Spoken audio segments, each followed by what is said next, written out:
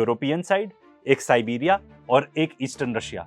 And अगर ऐसा हो जाता है तो Russia will not remain a great power, हम अकेले ग्रेट पावर बन जाएंगे। एंड सिर्फ इतना ही नहीं है, एक रैंड कॉर्पोरेशन है, उसने तो पूरी स्टडी करी कि कैसे हमको रशिया को एक्सटेंड करना है, बेसिकली रशिया को कैसे नॉक ऑफ करना है एज अ ग्रेट पावर, ताकि अमेरिका रह जाए one of the greatest powers. And देखो, रशिया इतना रिसोर्स रिच रीजन है, इतना रिसोर्स रिच कि ये जितने भी बड़े कॉर्पोरेट्स हैं, चाहे हम बात कर रहे हैं ब्लैक रॉक, स्ट्रीट, वैनगार्ड की, भाई इनकी तो नज़रें वहीं टिकी हुई है कि किसी तरीके से ये पूरे रिसोर्स हमारे हाथ लग जाएं तो हमारी चांदी हो जाएगी। जैसे कि one of the big reasons Iran के अगेंस्ट भी वॉर चल रहा है, इट इज़ बिकॉज ईरान में है great number of oil reserves. तो जैसे ही वॉर चालू होता है, अमेरिका और यूरोप भारी भरकम अमाउंट में सैंक्शंस लगा देते हैं रशिया के ऊपर। एंड पूरी कोशिश की जाती है कि रशिया को बना दिया जाए पराया स्टेट, उसको आइसोलेट करने की पूरी कोशिश की जाती है। एंड सैंक्शन करते करते ये लोग इस मकाम पे आ गए कि जो कोई भी देश, एंड भाई हम इंडिया में रहते हैं, हमसे बेहतर ये बात कौन जानता है कि जो भी देश अगर रशिया से ऑयल भी खरीद रहा है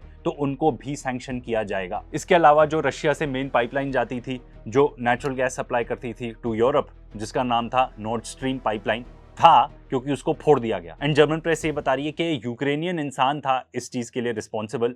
तो भाई यूक्रेन क्या ऐसा स्टेप अपने आप उठा लेगा?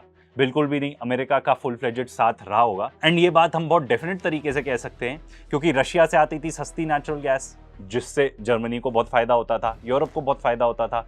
अब रशिया से तो आ नहीं रही वो गैस, तो वो कहां से आ रही है? अमेरिका से आ रही है। तो प्रॉफिट कौन कर रहा है? ये पूरी एक्सपेंसिव एलएनजी यूरोपियन कंट्रीज को बेच के कौन प्रॉफिट कर रहा है? अमेरिकन कंपनीज प्रॉफिट कर रही है। एंड अमेरिका को ये बात बिल्कुल भी नहीं अच्छी लगती थी कि रशिया एंड यूरोप इकट्ठे बिजनेस कर रहे हैं। जबकि आप देखो ज्योग्राफी के हिसाब से तो भाई it is a match made in heaven, just like India and Iran. Iran एक अच्छा एनर्जी प्रोवाइडर बन सकता है टू इंडिया, क्योंकि ये दोनों